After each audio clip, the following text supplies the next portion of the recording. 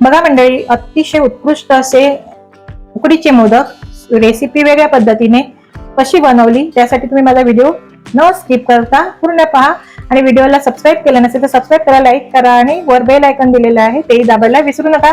आणि ही रेसिपी बघा अगदी नवशिक्या मुली सुद्धा बनवू शकतील अशा पद्धतीची, पण टेस्टी आणि कुठलंच फूड कलर वगैरेचा वापर केलेला नाही। मी काय वापरले ते तुम्ही त्या व्हिडिओमध्ये पूर्ण पहा।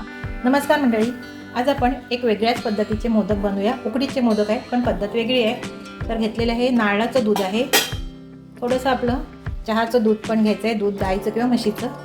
नारळाचं चव घेतलेलं आहे ह्या वाटीने, जी पाऊण वाटी, आणि तितकंच तांदळाच्या पिठीमध्ये मोदकाचा आटा घेतलेला आहे। गूळ घेतलेला आहे, गूळ तुमच्या गरजेनुसार, मी एक अर्धा कप एवढं घेतलेलं आहे। काजूची पावडर, केशर मी दुधात भिजवून घेतलेलं आहे। केशर नसेल तर दुधामध्ये थोडीशी हळद घालायची, रंग छान येतो मग मोदकाला, कारण हळद ही शरीरासाठी चांगलीच असते। किंवा तुमच्याकडे बिटाचं ज्यूस काढून सुद्धा रंग बिटाचा सारखा करायचा असला तरी सुद्धा तुम्ही तोही घालू शकता। वेलची पूड घेतलेली आहे आणि लागणार आहे थोडंसं तूप लागणार आहे। तर उकड आपल्याला ही डायरेक्टच काढायची, उकड म्हणजे उकड काढायची नाही, आपण ते पुढे पाहूया कशा पद्धतीने करायचे ते। चला मग रेसिपीला सुरुवात करूया। कढईमध्ये मी तूप घालून घेते, 1 चमचा तूप, जास्त तूप नाही घालायचे, आणि सोबतच घालून घेते पटकन नारळाचा चव घालून घ्यायचा आहे आणि सारखा परतून घ्यायचा आहे सोनेरी रंगाला। थोडंसं नारळाचा थोडा रंग बदलला की गूळ घालून घ्यायचं। एक साईडला दूध गरम करत ठेवायचंय आणि यामध्ये आपल्याला नारळाचं दूध घालायचंय, ते थोडंसं घालायचंय, 1 कप इतकं घालायचंय। आणि दूध किती लागतं तर पीठ जितकं आहे ना तितकंच आपल्याला दूध लागणार आहे। जितकं पीठ असते तितकं समप्रमाणात घ्यायचं, म्हणजे अर्ध दूध घ्यायचं, अर्धा पाऊण दूध घ्यायचं आणि पाव कप त्याच्या पावपट नारळाचं दूध घ्यायचं, किंवा नुसतं तुम्ही आपलं गाई किंवा म्हशीचं दूध घेतलं तरी काही हरकत नाही। आता बघा हे गूळ व्यवस्थित विरघळलं आहे, अजून थोडंसं हे नारळासोबत शिजवून घ्यायचं। त्यामध्ये ही काजूची पावडर आहे ही घालून घेतली, वेलची पूड घालून घेतली। आता ह्यामध्येच ही तांदळाची पिठी घालून घ्यायची,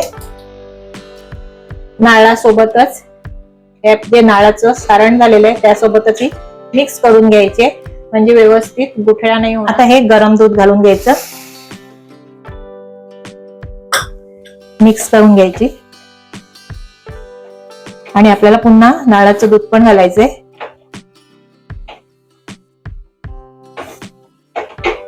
जितकं पीठ होतं तितकंच मी दूध घातलेलं आहे, कारण अजून आपल्याला थोडंसं नारळाचं दूध घालायचंय। नारळाचं दूध हे गारच आहे, तेच घालायचं, नारळाचं दूध गरम नाही करायचं। मी गरम दुधावरच ते थोडंसं गार घालायचं आणि शिजवून घ्यायचं। आता हे नारळाचं दूध पण घालून घेते, आणि आता ही उकड व्यवस्थित शिजवून घ्यायची। आणि ह्यामध्ये रंगासाठी हे केशरचं पण दूध घालून घ्यायचं, म्हणजे रंग पण छान येतो, मोदकाला पण छान रंग, म्हणजे जेव्हा उकडलेले मोदक दिसतात ना ते केशरी दिसतील। जर तुम्हाला तुमच्याकडे केशर नसेल तर तुम्ही हळद घालू शकता, दुधामध्ये घालून, हळदीने पण छान रंग येतो। फूड कलर घालण्यापेक्षा हळद घालायचा, हळदीने छान रंग येतो। आता हे व्यवस्थित, ही उकड आहे ना ही व्यवस्थित मिक्स करून घ्यायची आहे। आता मी ही मिक्स करून घेते, बघा मस्त रंग आलेला आहे उकडीला। उकड आणि हे मोदकाचं सारण घालून पूर्ण हे रेडी झालेले आहे। आता आपल्याला फक्त मोदकाच्या साच्यामध्ये घालून ह्याची उकडीचे उकड काढून घ्यायचे, उकडीचे मोदक शिजवून घ्यायचे। आता मी हे गार करून घेते आणि मग व्यवस्थित मळून घेते, आणि मग सगळं मिश्रण मी एकत्र करून घेतलं। आणि आता असा एक गोळा घ्यायचा, एक छोटासा, आणि ह्या मोदकाच्या साच्यामध्ये मी थोडे पिस्ताची पावडर घातलेली आहे, ऑप्शनल आहे, एक गार्निशिंगसाठी छान दिसतं म्हणून मी घातलेली आहे। आणि आपल्याला हे मोदकाच्या साच्यामध्ये असे घालून घ्यायचे आणि अशा पद्धतीने हे मोदक बनवून घ्यायचे। अगदी सोपी पद्धत आहे, नवशिक्या मुलींना सुद्धा जमेल अशी ही मोदकाची रेसिपी आहे। आणि आता ही आपल्याला हे उकड काढून घ्यायची आहे, जशी आपण उकडीचे मोदक बनवतात तशाच पद्धतीने आपल्याला ही उकड काढून घ्यायची आहे। आता मी हे बाजूला ठेवते आणि मी असे सगळेच बनवून घेते।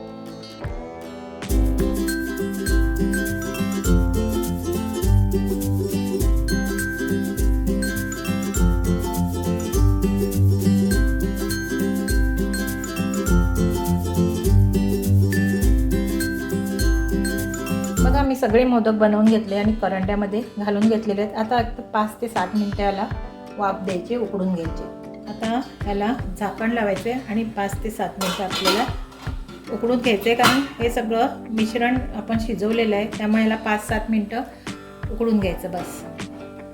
आता चेक करूया. 7-8 मिनिटं झालेली आहेत. बघा किती छान असे उकडीचे मोदक पण वेगळ्या पद्धतीने किती छान झालेले आहेत बघा. रंग पण एकदम सुरेख आलेला आहे केशर घातल्यामुळे. अजून त्यामध्ये जर मी हळद पण घातली असती ना केशरमध्ये तर अजून डार्क, अजून गडद रंग आला असता. आता हे झालेले आहेत, हे गार झाले की आपल्याला हे काढून घ्यायचे. बघा मंडळी किती छान असे उकडीचे मोदक आपले अगदी सोप्या पद्धतीने आणि नवशिक्या मुलींनाही बनवता येतील असे उकडीचे मोदक आपले तयार झालेले. रंग बघा किती सुरेख आलेला आहे केशर घातल्याने, आणि कुठलाच मी फूड कलरचा वापर केलेला नाही. हानिकारक द्रव्य मी शक्यतो वापर करत नाही. तर केशर घातलेल्या केशरऐवजी तुम्ही हळद घालू शकता, मागेही मी बोलली.